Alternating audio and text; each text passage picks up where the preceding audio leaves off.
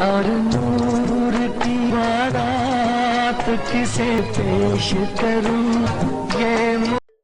हिंदी फिल्मों के महान संगीतकार मदन मोहन और मशहूर प्लेबैक सिंगर मोहम्मद रफी की जोड़ी ने मिलकर कई कालजयी और आत्मा को छू लेने वाले गीत रचे। यही है तमन्ना तेरे दर के सामने मेरी जान जाए, जो अपनी भावनात्मक गहराई, मधुरता और बेहतरीन संगीत के लिए आज भी लोगों के दिलों में बसे हैं। आपके पहलू में आकर रो दिए। इस जोड़ी ने कुल 168 गीतों में एक साथ काम किया, जहां रफी साहब की हरफन मौला और जादुई आवाज ने मदन मोहन साहब की जटिल और गहरी धुनों को जीवंत कर दिया। इस जोड़ी ने भारतीय सिनेमा को एक ऐसी अमिट विरासत दी जो समय की सीमाओं को पार कर आज भी श्रोताओं के दिलों में बसी है। एक हंसी को दिल मेरा हो गया। लेकिन 60 के दशक में जब रफी साहब का करियर अपने चरम पर था, इसके बावजूद भी संगीतकार मदन मोहन ने एक फिल्म में फिल्म निर्माता की मर्जी के खिलाफ जाकर फिल्म के कुछ गानों के लिए रफी साहब की जगह तलत महमूद को चुना। इतना ही नहीं, उन्होंने तलत महमूद को गानों की फीस भी खुद अपनी जेब से दी। आखिर संगीतकार मदन मोहन ने रफी साहब को छोड़कर तलत महमूद को क्यों चुना? क्या है ये किस्सा? आज द दिल्ली टॉकीज में इसी की कहानी।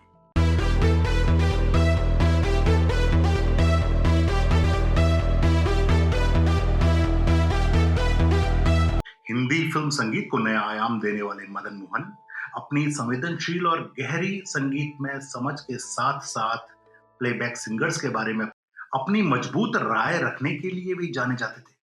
उन्हें पता होता था कि किस गाने में किस गायक की आवाज का इस्तेमाल किया जाना चाहिए। उनकी इसी पक्की सोच की वजह से फिल्म निर्देशकों और अभिनेताओं के साथ उनकी रचनात्मक असहमति हो जाती थी। मदन मोहन के संगीत निर्देशन में रफी साहब ने हिंदी सिनेमा को एक से बढ़कर एक गीत दिए। मदन मोहन एक अनुभवी और संवेदनशील संगीतकार थे, जिन्हें रफी साहब की असीमित क्षमताओं पर पूरा भरोसा था। उन्हें पता था कि रफी साहब किसी भी गीत के मूड और पर्दे पर अभिनेता के हिसाब से अपनी आवाज को बखूबी ढाल सकते हैं। एक बार तो ऐसा भी हुआ जब एक फिल्म के निर्देशक और हीरो नहीं चाहते थे कि रफी साहब उनके लिए गाएं, लेकिन संगीत निर्देशक मदन मोहन अपनी बात पर अड़ गए।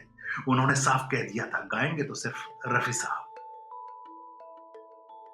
किस्सा कुछ यूं है कि सन 1975 की फिल्म लैला मजनू के निर्देशक एच.एस. रवेल और अभिनेता ऋषि कपूर चाहते थे कि उनकी इस फिल्म के लिए गाने शैलेंद्र गाएं, क्योंकि ऋषि कपूर की सन 1973 में आई फिल्म बॉबी के गाने शैलेंद्र ने गाए थे, जो कि सुपरहिट रहे।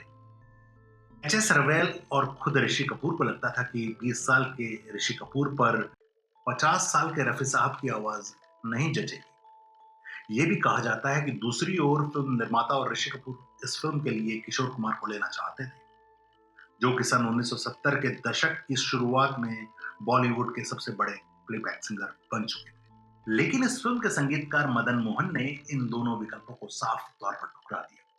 मदन मोहन का मानना था कि लैला मजनू के गानों के लिए मोहम्मद रफी की आवाज ही सबसे उपयुक्त है। ये फिल्म एक गहरी प्रेम कहानी थी, जिसमें सूफियाना रंग, भावनात्मक गहराई और प्रेम का दर्द झलकना था।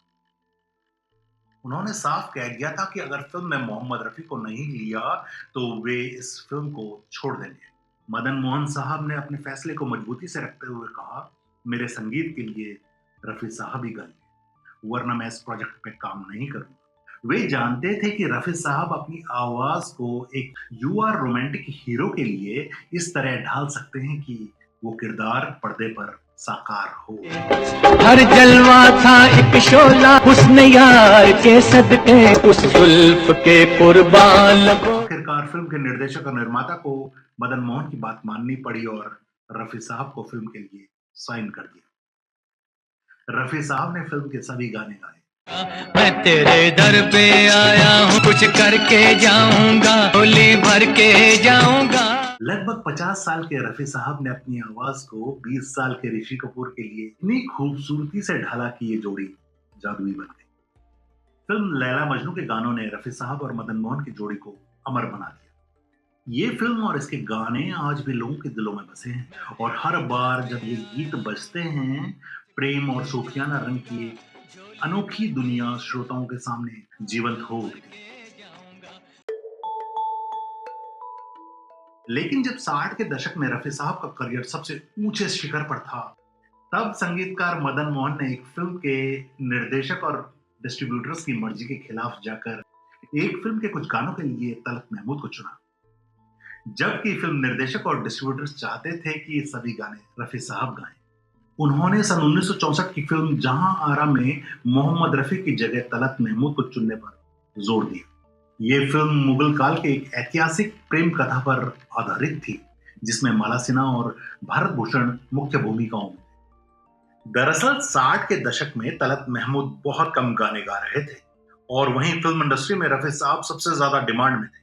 हर फिल्म के निर्माता, निर्देशक और संगीतकार की तमन्ना होती थी कि रफी साहब के साथ काम करें। ऐसा ही कुछ फिल्म जहां आरा के डायरेक्टर भी चाहते थे।